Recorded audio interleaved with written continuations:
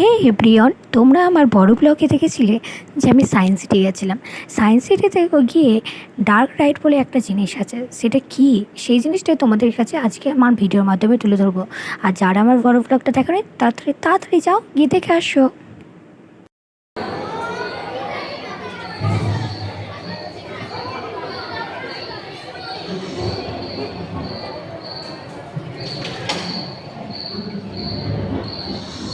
कहते हैं कि 460 करोड़ वर्ष पहले प्रचंड धूल के बवंडर से हमारे सौर जगत का जन्म हुआ।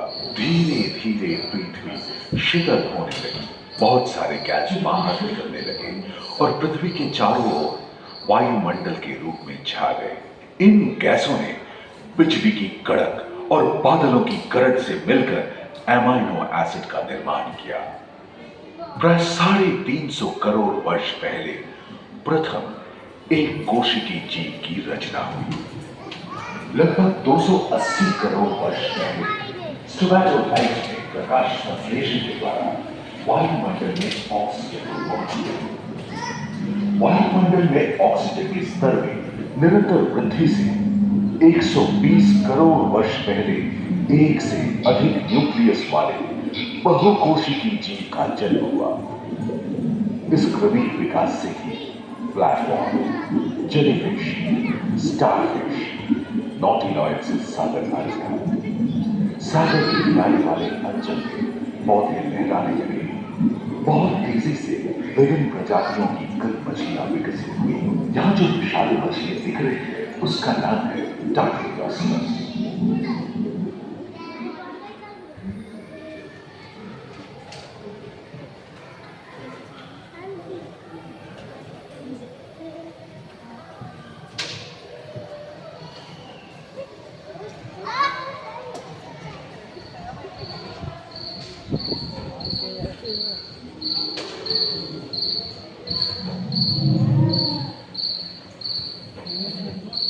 लगभग 35 करोड़ वर्ष पहले धरती पर पेड़ पौधों का जन्म हुआ, जो बढ़ते गए और घने जंगलों में बदल गए। घूम, मकड़े, आदिम पंखहीन पतंग एवं एक तेओस्टेगा जैसे उभयचर प्राणियों का आविर्भाव हुआ। सरसृप जैसे स्तनपायी डायमेट्रोडोन प्रकट हुए, जिसकी पीठ पर नौका के पाल की तरह एक अंग था, जो ताप को नियंत्रित रखने में मदद करता था। सरसृप की तरह ही एक अन्य स्तनपायी प्राणी साइनोनेथस इन दिनों काफी प्रभावशाली हो उठा था। इसकी विशेषता कुत्ते से बहुत मिलती थी।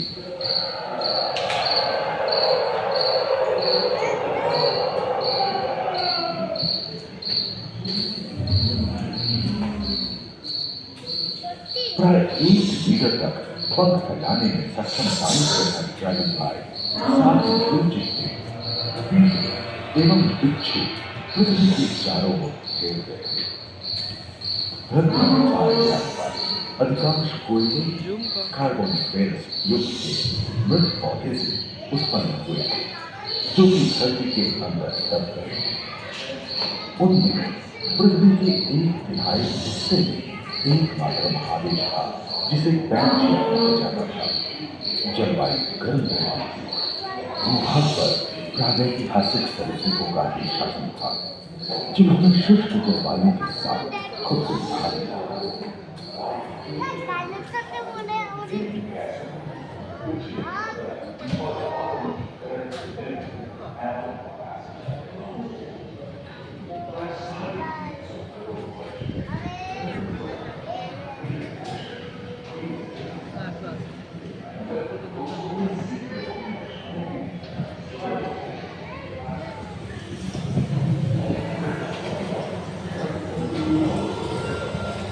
मेंढक, कछुओं और मगरमच्छों का जन्म लगभग 22 करोड़ वर्ष पहले धरती पर हुआ था।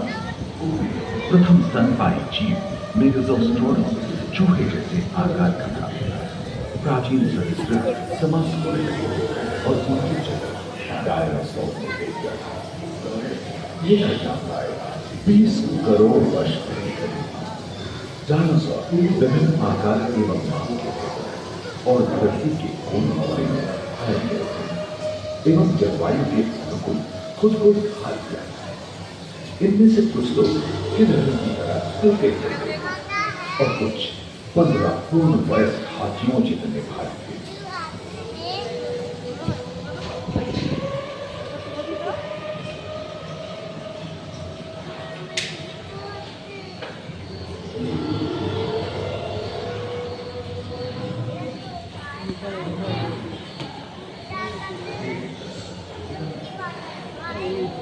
कुछ 4 पैरों से चलते थे तो सियालोफाइसिस 2 पैर वाले डायनासोर थे। ब्रेचियोसॉरस की लंबाई प्राय 23 मीटर थी, जो कि एक टेनिस कोर्ट की लंबाई जितनी थी, और इनका वजन 75 टन था। सदस्य आकाश और सागर में भी छा गए थे। प्लियोसॉरस समुद्र में रहते थे। सबसे प्राचीन तीन सरीसृप यूनिमोर्फोडॉन हवा में उड़ते थे। इसी दिन प्रथम पक्षी आर्कियोप्टेरस का उदय हुआ।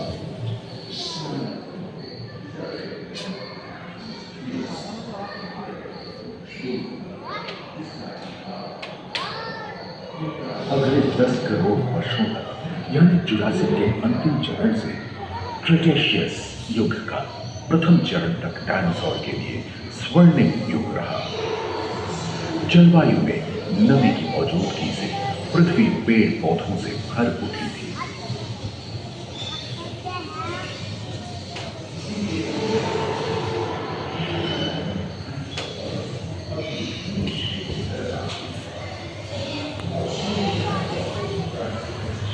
पैंजिया महादेश खंडित होने के कारण भारत एशिया की ओर खिसकने लगा था।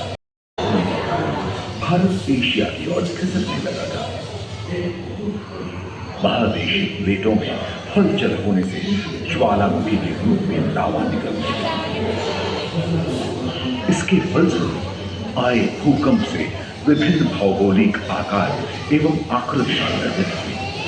स्पाइनोसॉरस की पीठ पर नौका के पाल की तरह एक अंग हुआ करता था, जिससे वो अपने शरीर के ताप को नियंत्रित करता था। वेलोसिराप्टर, गैलीमाइनस एवं ओविराप्टर जैसे छोटे डायनासोर तो ओलंपिक के तेज धावकों की तरह दौड़ सकते थे। पैरासॉरस और ओलिथोसॉरस के सिर पर गर्मी हुई। करीबन 5 मीटर लंबे पंख वाले टेरोनोडॉन उड़ने एवं फिसलने में माहिर थे। सुनने में विचित्र लगे, पर अधिकांश डायनासोर जैसे कि ट्राइसेराटोप्स और एंकिलोसॉरस शाकाहारी थे। लॉरेसिया और गोंडवाना के 2 भूखंड महादेश के रूपांतरित हुए एवं समुद्री गर्भ के कठोर आवरण से रॉकीज एवं अन्य पर्वत श्रेणियां निर्मित हुई।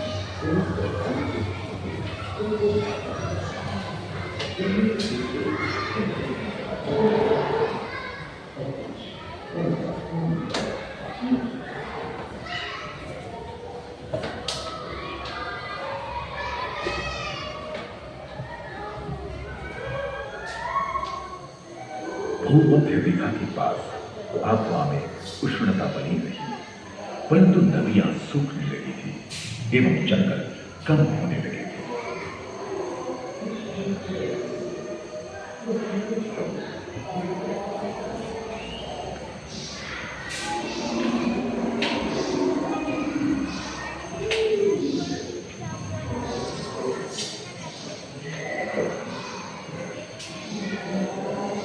एकांत महादेश में जीव जंतुओं का विकास स्वतंत्र रूप से शुरू हुआ।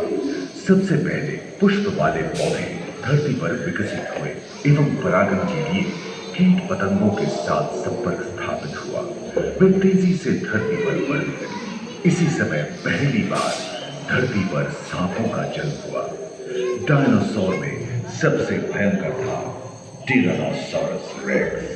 भूस्थल पर इसका ही राज चलता था।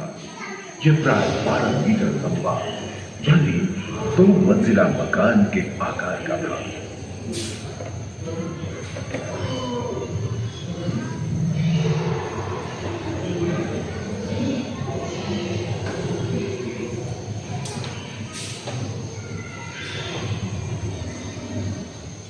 इनके हमले से बचने के लिए शाकाहारी एंकिलोसॉरस अपनी पूंछ के फुटकर का इस्तेमाल करते हैं। सभी डायनासोर प्राय 6.5 करोड़ वर्ष पहले ही विलुप्त हो चुके थे। आखिर एक अनुमान के अनुसार एक बहुत बड़ी भूमिका पृथ्वी से जा रहा है, जिसके फलस्वरूप उत्पन्न हुई के विशाल मेघ हजारों वर्षों तक सूरज की किरणों को करती है। विशाल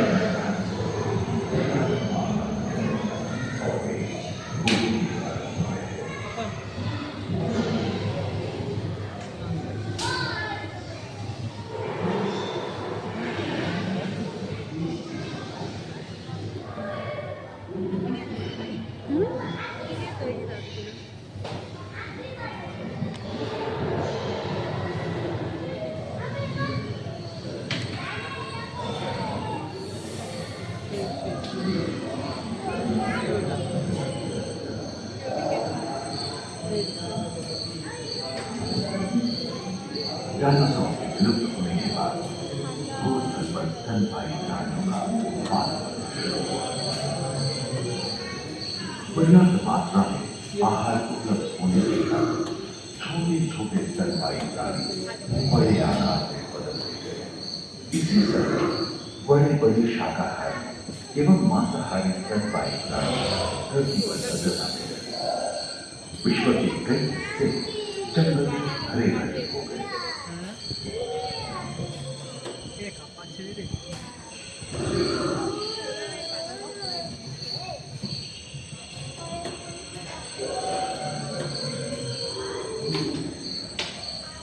हाथी के पूर्वज डायनोथेरियम और घोड़े के पूर्वज यूहिपस की उत्पत्ति हुई, जो आज के हाथी और घोड़े में रूपांतरित हुए। लेमूर, टर्सियर जैसे प्राइमेट भी इसी युग में पैदा हुए। खोखली अस्थियों वाले आज के दिनों की पक्षी इन्हीं दिनों जन्मे थे। डायाट्राइमा जैसे बड़े एवं उड़ने में अक्षम पक्षी उन जगहों में रहते थे जहां मांसाहारी बड़े स्तनपायी प्राणी नहीं मिलते थे। एक एवं बंदरों का जन्म लगभग 1 करोड़ वर्ष पहले हुआ था।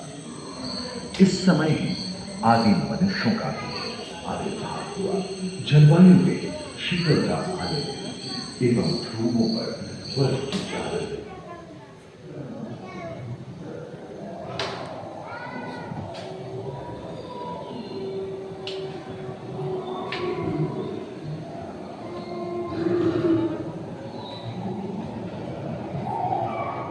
पृथ्वी के लंबे इतिहास में झांके तो ऐसे कई मौके रहे हैं जब उत्तरी गोलार्ध के अधिकांश हिस्से बर्फ की चादरों से ढक गए थे, जो आइस एज के नाम से जाना जाता है। हम आज ऐसे ही एक आइस एज में रह रहे हैं जो 20 लाख वर्ष पहले शुरू हुआ था। रोएदार गेंडे, रोएदार स्तनपायी और कस्तूरी गायों ने अपने शरीर के रोमों की सहायता से शीतल जलवायु के साथ तालमेल बैठा लिया था। पुष्ट गुंबद आकार के गोलनुमा ग्लाइकोडोन जैसे विशाल आर्माटिलो भी उन दिनों मौजूद थे। सिल्वर टूथ वाले बाघ और विशाल सिंह वाले हिरन जंगल में शान से विचरण करते थे।